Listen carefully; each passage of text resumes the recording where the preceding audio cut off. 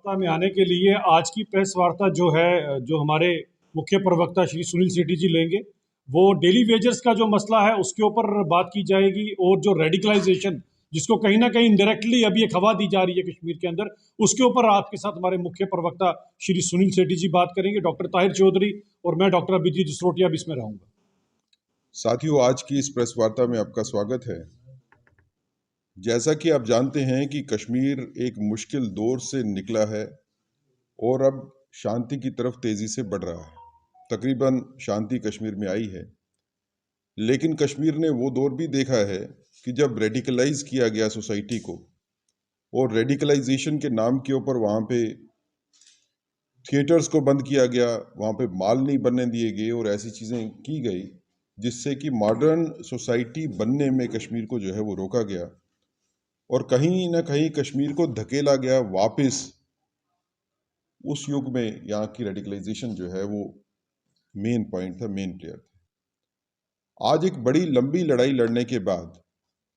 एक स्थायी शांति की तरफ मजबूत कदम उठाने के बाद, हमें ये लगता है कि पाकिस्तान में बैठे हुए जो सेपरेटिज्म के और मिलिटेंसी के आका हैं, उन्होंने फिर से नया पेतरा चला है और अब दोबारा से कोशिश की जा रही है कि कश्मीर की सोसाइटी को रेडिकलाइज किया जाए, कश्मीर के समाज को फिर पीछे की तरफ धकेला जाए। उसके लिए अलग अलग मुद्दे उठाए जाते हैं, कभी वो प्रेस के माध्यम से, कभी वो अदालतों का इस्तेमाल करके, कंप्लेंट्स फाइल करके,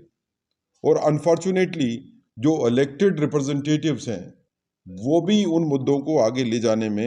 एक बड़ा रोल जो है उनका भी नेगेटिव रोल हमारे को दिख रहा है, कि जिससे सोसाइटी की रेडिकलाइजेशन जो है उसको बढ़ाने की कोशिश है। भारतीय जनता पार्टी ये समझती है कि कश्मीर का भविष्य दृढ़ टूरिज्म के ऊपर, एक मजबूत इकोनॉमी के ऊपर टिका हुआ है। आप टूरिज्म और रेडिकलाइजेशन एक ही जगह पे नहीं बोल सकते। टूरिज्म और रेडिकलाइजेशन एंटीथीसिस है, एक दूसरे के अगेंस्ट है, एक दूसरे के पूरक नहीं है। आप बाकी पूरे हिंदुस्तान के लोगों को, पूरी दुनिया के लोगों को इनवाइट करते हो कि टूरिस्ट के नाते आप कश्मीर में आइए, लेकिन बात करते हो सोसाइटी को उसके साथ ही रेडिकलाइज करने की, फिर पीछे लेके जाने की। तो ये दोनों चीज़ें इकट्ठी नहीं चलेंगी। कश्मीर के समाज को और कश्मीर के वो पॉलिटिकल जमात और नॉन पॉलिटिकल जमात को समझना पड़ेगा कि कश्मीर को आगे बढ़ना है, और कश्मीर को अगर आगे बढ़ना है तो वो जो सभ्य समाज जैसे बाकी सब आगे बढ़ रहे हैं उसी तरीके से, उसी ढंग से हमारे को आगे बढ़ना पड़ेगा। दूसरी बात जिसके ऊपर हम चर्चा करना चाहते हैं वो है डेली वेजर्स का मुद्दा। डेली वेजर्स का मुद्दा काफी सालों से चर्चा में भी है, और डेली वेजर्स लगातार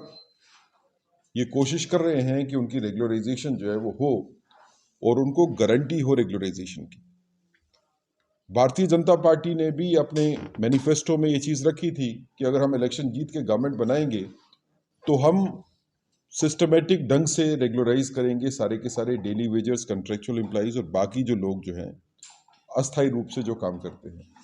और तकरीबन इसी तरह का मौक़िफ़ जो है वो नेशनल कॉन्फ्रेंस के मैनिफेस्टो में भी था। लेकिन आज जब डेली वेजर्स रेगुलराइजेशन की बात करते हैं तो उनको रेगुलराइजेशन की बात न करके उनको सिर्फ लॉलीपॉप दिया जाता है कि हम कमेटी बनाएंगे जो 1 साल तक जो है वो फैसला करेगी। और उसका रिजल्ट ये हुआ कि डेली वेजर्स अब जैसे पीएचई वाले हैं वो थ्रेट करते हैं कि हम हड़ताल कर देंगे। आप समझिए कि पीएचई वाला डेली वेजर अगर हड़ताल करता है तो पूरी की पूरी सोसाइटी को कितना नुकसान होगा, कितनी कष्ट जो है वो सोसाइटी को झेलने पड़ेंगे। तो Bharatiya Janata party national conference government को कहती है कि आप इन डेली वेजर्स के साथ इमीडिएटली वार्ता कीजिए। पीएचई के डेली वेजर्स जो एजिटेट कर रहे हैं और कहते हैं कि हम हड़ताल करेंगे, इससे पहले कि डैमेज हो जाए, इनके साथ बातचीत होनी चाहिए। और जो आपने मैनिफेस्टो में कहा था कि आप एक एक्ट पास करोगे रेगुलराइज करने का, उसको एक्ट को पास कीजिए। इसको ठंडे बस्ते में डालने की कोई ज़रूरत नहीं है, और ये लोगों की आकांक्षाओं के खिलाफ है। तो एक जो कोशिश की जा रही है भारतीय जनता पार्टी की तरफ से, भारतीय जनता पार्टी की सेंट्रल गवर्नमेंट की तरफ से, एलजी एडमिनिस्ट्रेशन की तरफ से, कि जम्मू कश्मीर में स्थायी शांति की स्थापना हो, टूरिज्म को बढ़ावा मिले, इंडस्ट्री यहाँ पे एस्टेब्लिश हो, इन्वेस्टमेंट्स यहाँ पे आए, उसको कहीं ना कहीं धक्का लगाने की कोशिश जो है वो लगातार रूलिंग पार्टी की तरफ से की जा रही है। हमें इस बात के ऊपर भी बड़ा अफसोस है और गंभीर चिंता है कि मंत्रीगण और और रूलिंग पार्टी के मेंबर्स लेजिस्लेटिव असेंबली में और लेजिस्लेटिव असेंबली के बाहर भी ये बात करते हैं कि वो इंडस्ट्रियल हाउसेस जिनको जगह अलाट हुई है उनसे जगह वापस ले लो। एक चिंता का विषय है, एक डर का माहौल पैदा करने की कोशिश है, क्योंकि इन्वेस्टमेंट सारी की सारी जो है अगर आप देखेंगे तो उसमें ज़्यादातर इन्वेस्टमेंट जम्मू खित्ते में आई है, और आप इंडस्ट्रियल इन्वेस्टमेंट को अगर क्वेश्चन मार्क में लेके आओगे तो आगे भी काफ़ी देखने को मिला कि काफ़ी इंडस्ट्रियलिस्ट जो है वो डर के माहौल में यहाँ पे आने में राज़ी नहीं है। जिन्होंने कमिट किया है यहाँ पे इंडस्ट्री लगाने के लिए वो भी भागने की कोशिश कर रहे हैं। तो कुल मिला के हमारी नेशनल कॉन्फ्रेंस गवर्नमेंट से ये डिमांड है कि जो लोगों के साथ आपने वादे किए थे उन वादों को पूरा कीजिए। जो आपने टाइम बाउंड वादे किए थे उस टाइम बाउंड में ही पूरे होने चाहिए, और आप अपनी पार्टी लीडरशिप, आपके एमएलएस और आपके बाकी जितने लीडर्स हैं उनको कहिए